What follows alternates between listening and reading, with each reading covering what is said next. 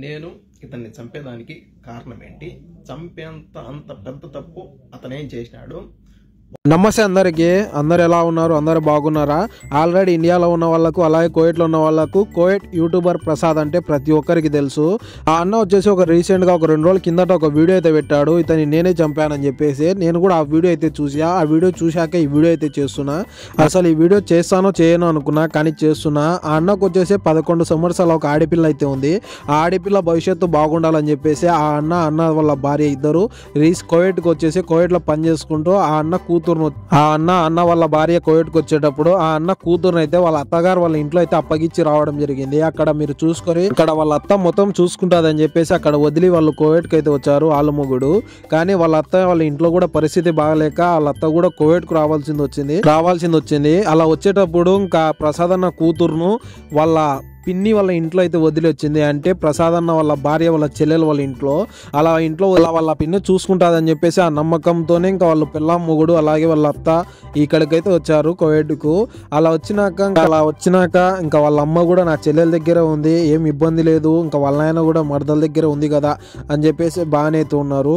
ఒకరోజు ప్రసాద్ అన్న వాళ్ళ కూతురు ఏ పాప అయితే ఉన్నదో ఆ పాప ఇంకా బాగా అన్నం తినేసే పడుకున్న సమయంలో ఆ ప్రసాద్ అన్న వాళ్ళ మరదలు వాళ్ళ మామ ఇంకా బాగా పడుకుందిలే పాప అని చెప్పేసి ఆ పాపను నోరు నొక్కి ఆ పాప బట్టలు మొత్తం తీసేసి ఇప్పేసి ఇంకా చెప్పరాని చోట ఇంకా ప్రైవేట్ పార్ట్ల దగ్గర చేతులు వేసి ఇంకా ఎలా అంటే అలా గలీజుగా బిహేవించాడు. ఇంకా ఆ పాప నిద్రమబ్బుతో ఉండడంతో ఆ పసిపాపకు ఏమైంది ఏం కథ అని అస్సలు తెలియదు.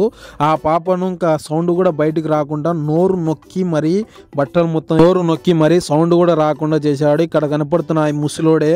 అంతకు పాప గట్టిగా కేకలు వేయడంతో వాళ్ళ పిన్ని వాళ్ళ బాబా ఇద్దరు వచ్చి ఏమైందమ్మా అంటే ఇలా నన్ను ఇలా తాత ఎక్కడ పడితే అక్కడ ప్రైవేట్ పార్ట్లలో చేతులు వేసి ఎలా అంటే అలా చేశాడు నాకు అని చెప్పినా కూడా వాళ్ళ పిన్నికి వాళ్ళ బాబాయ్కి చెప్పినా వాళ్ళిద్దరు ఈ పాపను నోరు మూపించి నువ్వు ఈ మాట ఎవరికి చెప్పకు, నీకేం కాదు అని చెప్పేసి బెదిరించారు. ఆ పాపను కూడా ఇంకా మా నాన్న మా అమ్మ లేదు కదా అని చెప్పేసి భయపడి ఇంకా ఎవరికి చెప్పుకోకుండా అలాగే ఉంటే ఒక 4 రోజుల తర్వాత ఇంకా ఏమనుకున్నారో ఏమో ప్రసాద్ అన్నకు ఫోన్ చేసి ఇంకా బావా మా ఇంట్లో పరిస్థితి బాగాలేదు, వచ్చి నీ కూతురుని పిలుచుకొని పో, మేము రోజు కొట్లాడుకుంటున్నామంటే సరేలే ఎందుకు వాళ్ళ ఇంట్లో పరిస్థితి బాగాలేనప్పుడు నా కూతురుని అక్కడ పెట్టి ఇబ్బంది పెట్టే కాడికి అని చెప్పి ప్రసాద్ అన్న వాళ్ళ భార్యను ఇండియాకు పంపించేసి ఇంకా వెళ్ళి పాపను తీసుకొని రామని చెప్పి పంపిస్తే అక్కడికి వెళ్ళినాక పాపను తీసుకున్నాక ఏమైందమ్మా నీకు, ఎందుకు మేము వచ్చి ఇక్కడ నుంచి తీసుకొని వెళ్లాల్సింది వచ్చింది, అసలు నువ్వు ఏం చేసినావని ఆ పాపను అడిగితే ఆ పాప భయపడి ఇంకా వాళ్ళ అమ్మకు చెప్పుకోకుండా అలాగే ఉంటే చెప్పు భయపడకు ఏమైంది అని చెప్పి అడిగితే ఆ పాప నన్ను ఫలానా తాత ఫలానా రకంగా ఇంకా ఇలా బట్టలు ఇప్పి ఇలా చేశాడని చెప్పి ఆ పాపనే చెప్పింది. ఆ పాప వీడియో కూడా ఇక్కడ వేస్తాను చూడాలి ఒకసారి మీరే.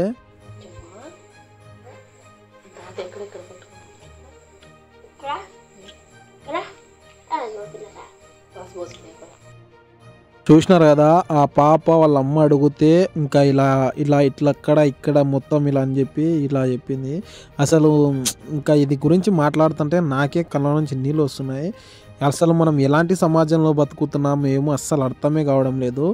పుట్టిన 6 సంవత్సరాల పసిపాప దగ్గర నుంచి 65 సంవత్సరాల ముసలిళ్ళ ముత్కళ్ళ వరకు అసలు రక్షణ అనేది లేకుండా పోయింది. అసలు ఎందుకు ఇండియాలో ఇలా జరుగుతున్నాయో ఈ రోజుకు ఒకటి నిన్నగాక మొన్న నంద్యాల జిల్లాలో ఈ రోజు చూసుకుంటే ఇక్కడ ఇంకా ముందర ఇంకా ఎన్ని ఘోరాలు చూడాల్సింది వస్తుందో ఏమో అస్సలు అర్థమే కాలేదు. అన్న నువ్వు చేసిన దాంట్లో అస్సలు ఎలాంటి తప్పు అనేది లేదు, 100% కరెక్ట్ పనే చేసావు. నువ్వు చట్టంకి వెళ్ళి విరుద్ధంగా పోకూడదని చెప్పేసి చట్టానికి వెళ్ళిపోయి మాట్లాడావు. అక్కడ కూడా చట్టంతో కాలేదు, పోలీసులు కూడా వాళ్ళతో లంచాలు తీసుకొని వాళ్ళ తరపున మాట్లాడి అసలు ఇంకా ఎన్ని ఘోరాలు చూడాల్సింది వస్తుందో ఏమో అస్సలు అర్థమే కావడం లేదు. మనం ఎలాంటి సమాజంలో బతుకుతున్నామేమో. అన్న ప్రసాద్ అన్న నువ్వు చేసిన దాంట్లో ఎలాంటి తప్పు అనేది లేదు. ఎందుకంటే ఒక తండ్రి స్థానంలో ఉండి నీ కూతురికి ఇలా జరిగిందని చెప్పి నువ్వు చేయడంలో ఎలాంటి తప్పు అయితే లేదు. ఇది న్యాయం మనకెళ్ళి గెలుస్తుంది. కోవిడ్లో ఉన్న యూట్యూబర్స్ అలాగే ఇండియాలో ఉన్న యూట్యూబర్స్ ప్రతి ఒక్కరు నీకే సపోర్ట్ ఉంటారు. నువ్వు చేసింది మాత్రం 100% కరెక్టు. నువ్వు పోలీసు వాళ్ళతో చూసావు, పోలీసు వాళ్ళతో కుదరలేదు, అక్కడికి వెళ్ళి పోలీసు వాళ్ళతో మాట్లాడినా ఎక్కడికి కుదరలేదు. అదే కనుక ఆ పోలీసు వాళ్ళు మాట్లాడింటే ఈరోజు ఇంతమంది సావులకు కారణం అయితే నీకేం కాదు. నువ్వు ఎలాంటిది ఇబ్బందులు పెడకు. నువ్వు లాస్ట్కి ఒక వీడియోలో లాస్ట్కి ఒకటి చెప్పాను, నాకు న్యాయం జరగకుండా నేను చచ్చిపోతా అని చెప్పి. చచ్చి మనం సాధించేది ఏం లేదన్నా. నువ్వు అలాంటి పిచ్చి పనులు మాత్రం అస్సలు చేసుకోకు. న్యాయం మన తరపున ఉంది, మనం గెలుస్తాము. నువ్వు అస్సలు భయపడకు. ఇంకా వీడియోనే కాదు, నా వీడియోలు చూసే వాళ్ళు అయినా అలాగే అన్నది ప్రసాద్ అన్న గురించి వీడియోలు వచ్చిన ప్రతి ఒక్క వీడియోని అయితే షేర్ చేయండి. ఈ వీడియో వచ్చేసి మన సీఎం చంద్రబాబు దగ్గరికి, అలాగే నారా లోకేష్ దగ్గరికి, జెడ్పీటీసీ పవన్ కళ్యాణ్ అయిన వాళ్ళ దగ్గరికి, వీళ్ళు ముగ్గురు దగ్గరికి వీడియోలు అయితే పోయేంత వరకు షేర్ చేయండి. నా వీడియోసే కాదు, మీకు వచ్చిన ప్రసాద్ అన్న గురించి వచ్చిన ప్రతి ఒక్క వీడియో వైరల్ చేయండి సోషల్ మీడియాలో. ఎందుకంటే అతను చేసినది ఒకటి మంచి పనే.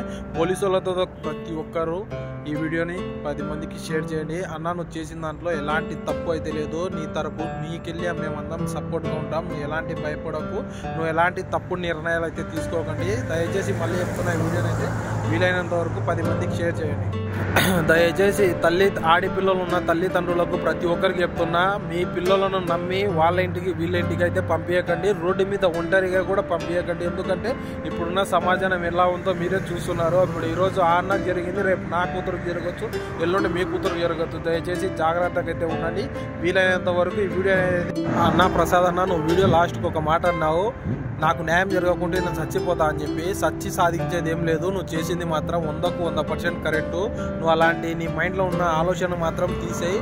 మనకు న్యాయం అయితే జరుగుతుంది. నీ తరపు నీకెళ్ళి సపోర్ట్గా కోవిడ్లో ఉన్న యూట్యూబర్స్, అలాగే ఇండియాలో ఉన్న యూట్యూబర్స్ ప్రతి ఒక్కరు నీకు సపోర్ట్గా ఉంటారు.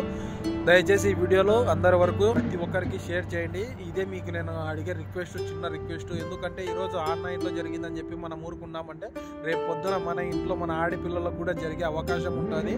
ఆ అన్న చేసిన దాంట్లో ఎలాంటి తప్పు అయితే లేదు. దయచేసి షేర్ చేయండి.